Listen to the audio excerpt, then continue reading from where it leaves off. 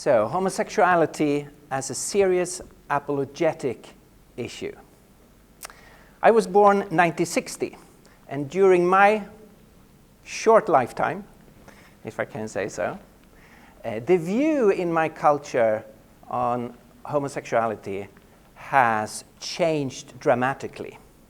So just during my lifetime, I've seen at least 4 different perspectives. When I was growing up, the general attitude in the culture was to see homosexuality as a disorder.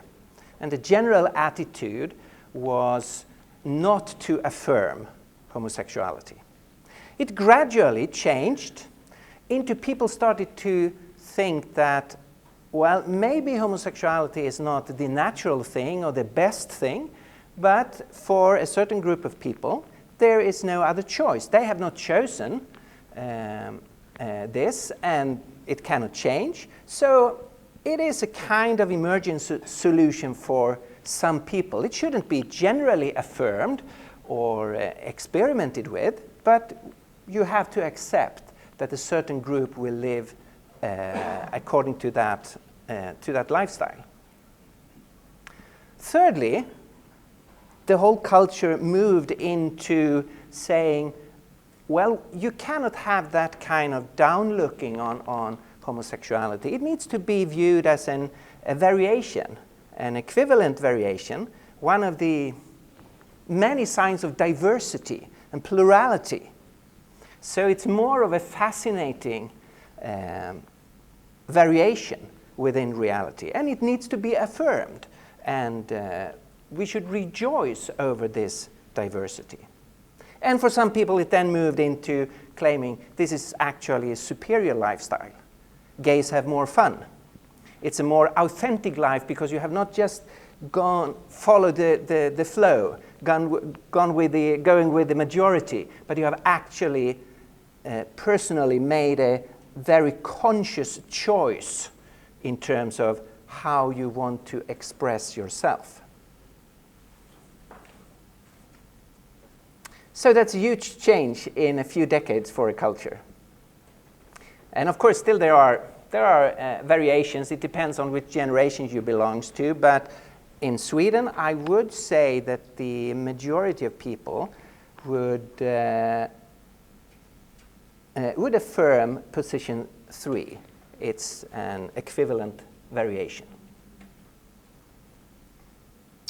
Now, when we're going to address this, let me remind you with what Peter says in the famous place when he talks about apologetics, always be ready to give an answer, where he is really strongly underlines, but do it with gentleness and respect.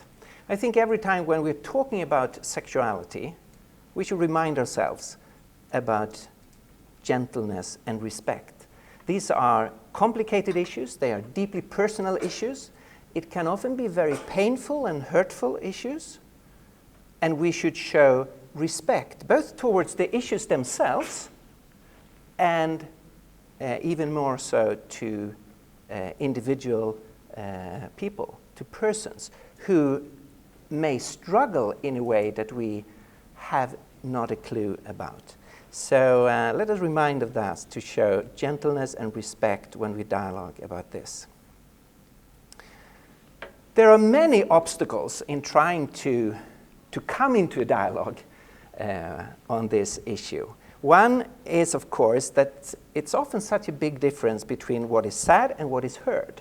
So when I, as a Christian, try to explain this is a Christian position, and I try to do it with gentleness and respect, and still, what is heard is not actually what I'm trying to say, but it is often interpreted in a different way. So what I may be thinking of as an ethical statement, for example, that I think that homosexual relations are wrong, so I phrase it as an ethical statement, that is heard or interpreted as an anthropological statement, namely that I'm communicating, I don't accept you. And I think we need to be aware of this. not only thinking about what am I actually saying, but also try to analyze what is heard from other people when I'm saying those things. We are surrounded with a culture with a lot of cliches going around, and we often have to put some time into deconstructing those cliches to come down to what is actually the real issue. Where is the real tension between contemporary culture and the Christian faith? So, to take some example from my culture in Sweden, people would say, well, this whole issue is an issue of human dignity and human rights. And of course, all of us wants to affirm human dignity and human rights. And that applies to everyone who is created in the image of God. But here is a confusion. This is a cliche if you use this as an argument for a certain sexual lifestyle. Equal value and equal dignity, which we all share, does not mean that all actions are equally right. We need to distinguish between anthropological statements and ethical statements. Or people would say, it's our sexuality, whatever it is, it's genetically caused and unchangeable. And that will be an argument for the right to express a certain sexuality. Now, biologically, this is false, and it has been shown quite clearly that our sexual orientation is not genetically caused and unchangeable. But even if it was, genetics does not decide ethics. We need to discuss those two issues separately. Genetics does not decide in ethics. Ethics is a separate category. What is actually right and what is wrong? It's found in nature and therefore natural.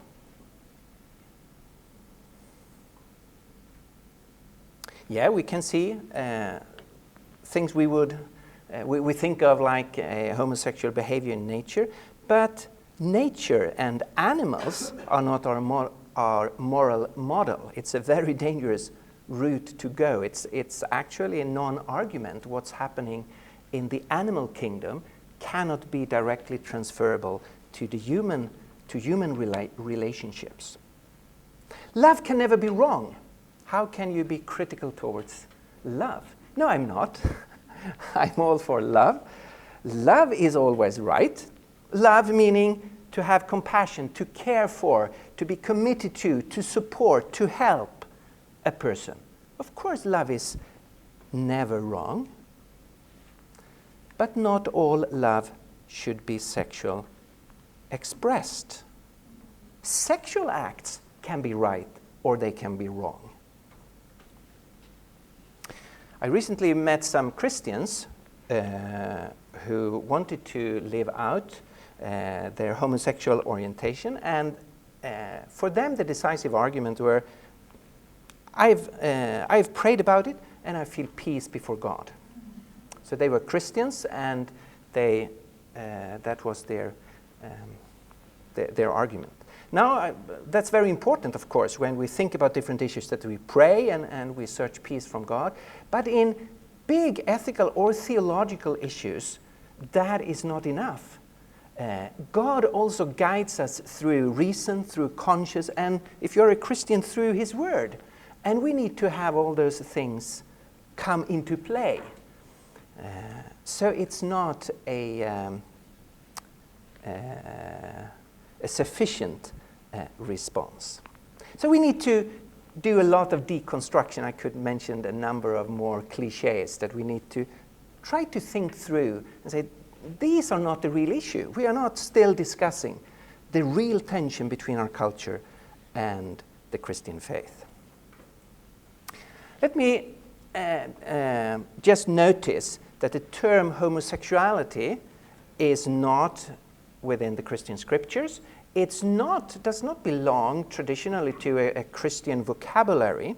It was coined 1869 by a Hungarian journalist. He was the first one using homosexuality as an identity. And it came into the academic world a few years later. Now, this is very important to see that the whole thinking of homosexuality as an identity, it comes from science, not from the Christian faith. If you want to ask the Christian faith about identity, it does not describe us as straight or gay. That's not the labels we are working with. All of us, this is the biblical perspective, the Christian perspective on identity. Our identity, well, all of us are created in the image of God. We are created male and female.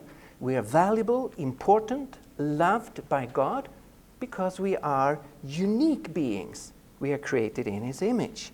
That is our ontological and anthropological status.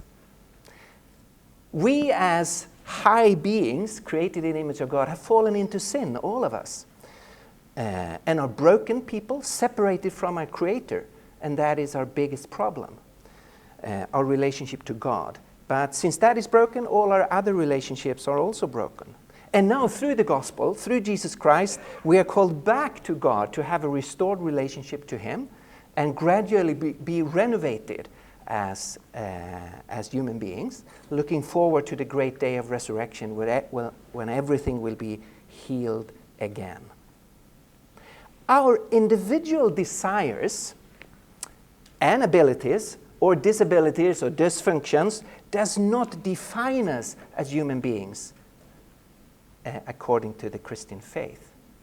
They are not the defining elements of our existence. We are not denying that those things are there and are real and are painful, but they are not ultimately defining who we are. When the scripture talks, it never talks about heterosexual or homosexual identities, but it only talks about different acts. What kind of acts are in accordance with God's will, and what acts are outside the will of our Creator. That's the perspective. Those of us who perform those acts, we are created in the image of God, fallen into sin, called back to God through Jesus Christ. As a Christian, when I think about those issues, I constantly remind myself that I have this high status of being created in the image of God, but I have also this broken status of being a sinner. And being a sinner means I see myself at the bottom, and from the bottom you cannot look down at other people. I think that's very important. As a Christian, I'm not looking down on anyone, because I've confessed that's what it means to be a Christian. I'm not complete myself. I'm a fallen human being. I'm at the bottom. How on earth can I look down at someone else? So I want to dismiss that attitude, which easily creeps into us, but shouldn't be there for us as Christians.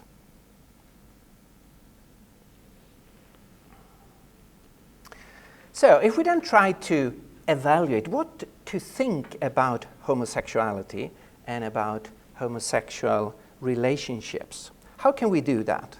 If we start not by introducing God or the Christian scriptures, but just start with a common starting point that we are human beings living together in this world, can there be anything like a natural law? Is it possible to think in terms of design for something? I actually think it is. Regardless if you think of this reality just in terms of nature or just in terms of an evolutionary process, you can still think in terms of what is something there for? What is the design or the goal of something? So if you take an acorn, it has the possibility of become an oak. It's designed by God or by some random processes, but still it has this possibility. And you can say, well, this would be the right thing for the acorn to be planted in an environment where it can develop into a full oak. And then you can think of a lot of situations where the full potential of what is there cannot be realized. So I think it's a valid question to say, are there indications for what you and I are designed for as human beings? And when we think of sexuality and homosexuality, are there anything we can notice in terms of indicators? Yeah, I think there are at least 3 very basic indicators. It's not very common any longer to formulate them, but I still think they are valid.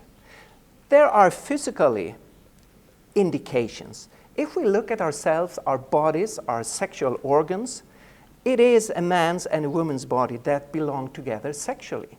There's indications of that this is what our bodies are designed for, or what's the intention for our sexual organs. Biologically, it's of course undeniable that sexuality and reproduction is connected. We are sexual beings, if you think just biologically, in order to reproduce and secure that our species is not dying out.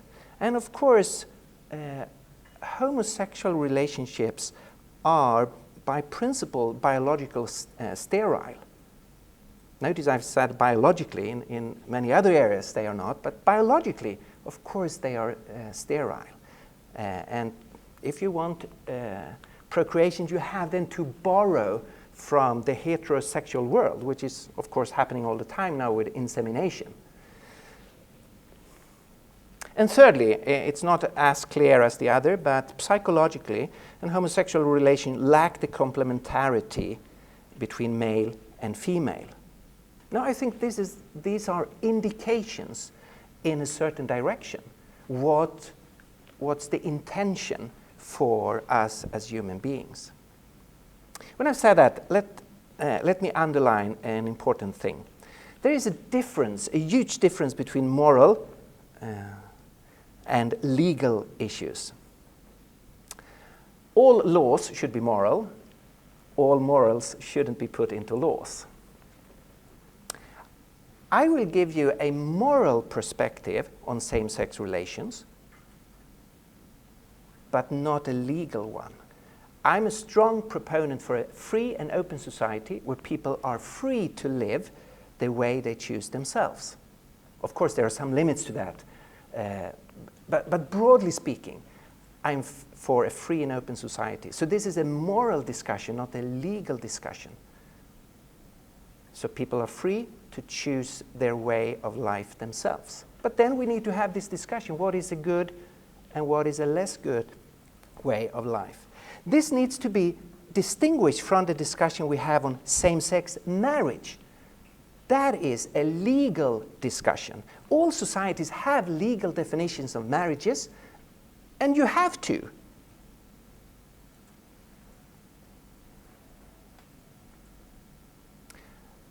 And there's no way around it. You have to have one or another definition of marriage. That is a legal issue, and I've been quite involved in the discussion in Sweden of the legal aspects of same-sex marriage. But let us distinguish between the two of them. What I'm discussing now is the moral issue of homosexuality. If we move on to the biblical texts, and we do not have time to go into those properly, but I would say there are 5 groups of biblical texts that add to the picture from natural law for us as Christians. The most important text is the creation text, God's meaning with creating us as male and females, Genesis 1 and Genesis 2, where he creates us in his image as male and female and calls us to procreate and to unity. Secondly, the New Testament text in Romans 1 is the most important New Testament text where Paul very clearly says no to same-sex relations. And then you have two other passages, much shorter, the sin catalogs in the New Testament in 1 Corinthians 6 and 1 Timothy 1. In addition to that, and for me it's very important to say, in addition to that, you have the Mosaic Covenant, two texts which talks about same-sex relationships, and you have two different stories in the Old Testament. Now, I think many Christians make the mistake of presenting the biblical case in a chronological order and starting with the negative text in Leviticus. Now, that shouldn't be our starting point. We should start in creation, and then we should go to the New Testament, because we do not apply in a direct way Leviticus. It comes in a more supportive way. After we have seen the creation story and we have seen the New Testament story, we can see that also in the covenant with Israel, we have the same perspective. And in terms of the stories, we never build our theology upon stories. That's always dangerous. But in this case, it also comes in and confirms our confirms the picture. The key text here is Genesis, which very clearly talks about God creating us as male and female and calling us to procreation. If we go to the New Testament texts, they are rather straightforward, and readers all through history have seen them as rather straightforward. The problem is that since a number of decades, there has come a new interpretation of Paul into play, where they say, well, Paul is not rejecting same-sex relationships on a principle level, but only if they are connected with idolatry, promiscuity, or with abuse, like pedophilia. And they often add that Paul didn't know about loving, committed same-sex relationships. So it's been a strong tendency to put aside the New Testament teaching and simultaneously, I would say, ignore the creation story in order to open for a new Christian understanding. But in my view, this does not work. If I take this last point here, Paul didn't know, that seems to be historically wrong. In antiquity, people knew about committed same-sex relationships, as is shown in Plato's dialogue symposium, where they are discussing different sorts of homosexual relationships, and one of them are a long-term committed relationship between two adult men.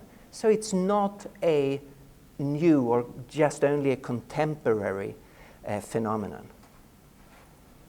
Secondly, it's impossible to limit Paul's negative view on homosexual relationship only to certain contexts like idolatry or promiscuity or abuse. We have not time to read and study the text in Romans. I would just give you an overview which I think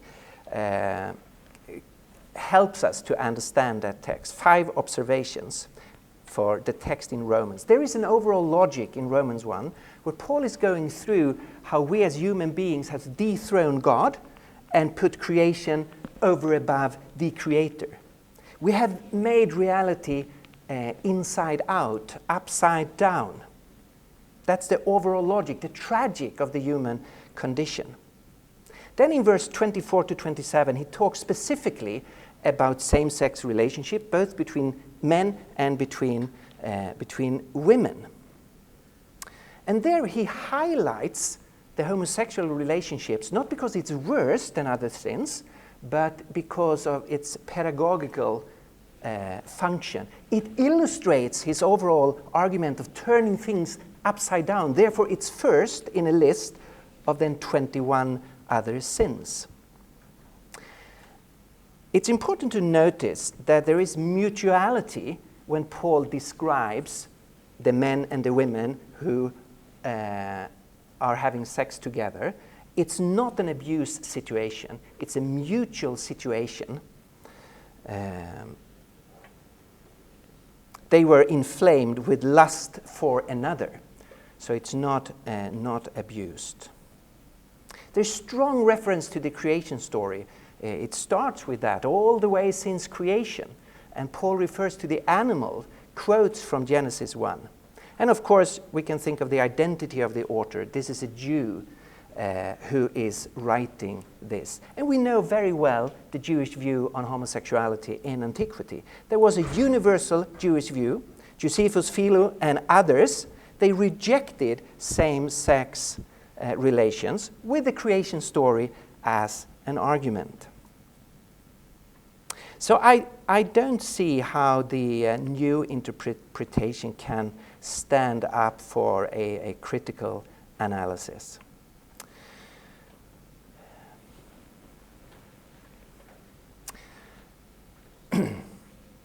So, as I understand the New Testament, both for Jesus, and we could have gone through Jesus' view on sexuality if we had more time, and for Paul, basically, if you ask what is the Christian point here, there are two categories. God calls us to marriage, which is one man and one woman in a lifelong committed relationship, or you are called to a single life where you are sexual, abstinent, and you are called to use the special opportunities to live for the Lord that gives you.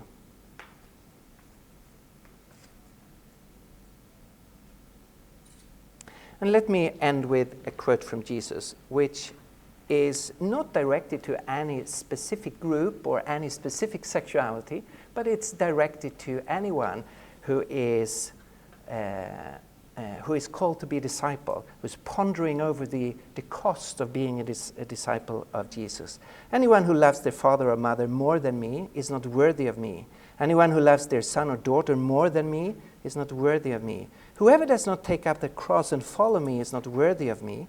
Whoever finds their life will lose it, and whoever loses their life for my sake will find it. And this is, of course, the sharp challenge Jesus has, whatever we have as high priorities in our lives, that he calls us to put him above anything else in terms of relationships, or in terms of things, or in terms of sexuality, in terms of whatever. To confess him as Lord is to say, I want to follow you in all areas of my life. Okay. That was quite slightly more minutes than I had hoped for, but that's life when given such a... Thank you.